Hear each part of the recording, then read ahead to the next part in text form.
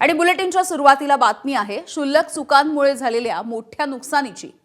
मराठा, धनगर, बंजारा अशा राज्यामधल्या वेगवेगळ्या जातींच्या आरक्षणावरून राज्यामध्ये अनेक आंदोलनं झाली आहेत, आपण बघितली आहेत।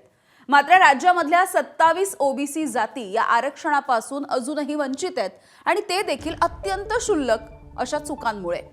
केंद्राच्या यादीमधल्या चुकांमुळे 27 जातींमधले 2 कोटी नागरिक सरकारी नोकरी विषयक पदोन्नती, शिक्षण आरक्षणापासून वर्षानुवर्ष वंचित राहिलेत। क्षुल्लक आणि नगण्य स्वरूपाचे प्रश्न केंद्राकडे अनेक वर्षांपासून प्रलंबित आहेत। धक्कादायक बाब म्हणजे या 27 जातींना केंद्राच्या ओबीसींच्या यादीमध्ये स्थान देण्यात यावं।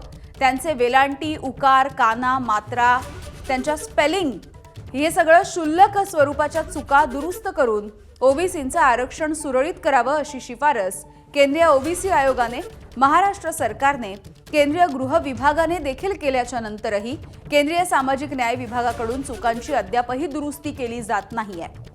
केंद्रीय नोकरशाहीच्या आडमुठ्या धोरणांमुळे या चुका दुरुस्त होत नाहीयेत आणि या 27 जातींपैकी काहींनी तर हिंदू धर्म सोडण्याबद्दलची इच्छा देखील आता बोलून दाखवली आहे।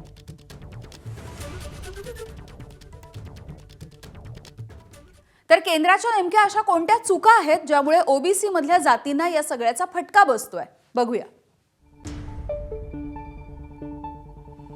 1998 मध्ये पोवार जातीला आरक्षण देताना भोयर आणि पवार या दरम्यानचा स्वल्पविराम हटवला। वेगवेगळ्या असलेल्या भोयर आणि पवार जाती या स्वल्पविराम हटवल्यामुळे केंद्राच्या जातीमध्ये भोयर पवार अशा एकच गणल्या गेल्या। संपूर्ण राज्यामध्ये, मध्य भारतामध्ये कुणाकडेही भोयर पवार असा एकाच जातीचा दाखला नाहीये।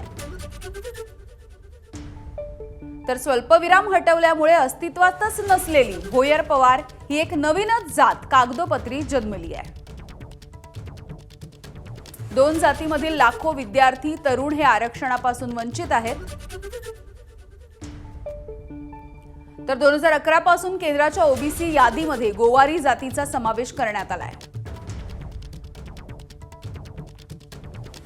इंग्रजीमध्ये गोवारींचं स्पेलिंग लिहिताना डब्ल्यूच्या ऐवजी व्ही हे अद्याक्षर वापरण्यात आलं। राज्यामधल्या गोवारी बांधवांकडे GOWARI अशा स्पेलिंगचं प्रमाणपत्र आहे। केंद्रामधल्या सरकारी बाबू मात्र व्ही या इंग्रजी अक्षरासह जात प्रमाणपत्र मागतायत। स्पेलिंगच्या या घोळामुळे गोवारी बांधव हे आरक्षणापासून वंचित राहिले। डांगरी जातीला राज्यामध्ये ओबीसी आरक्षण आहे, मात्र केंद्राच्या यादीमध्ये स्थान नाही आहे। हिंदू धर्मामध्ये राहायचं की नाही असा प्रश्न आता डांगरी समाज विचारतोय।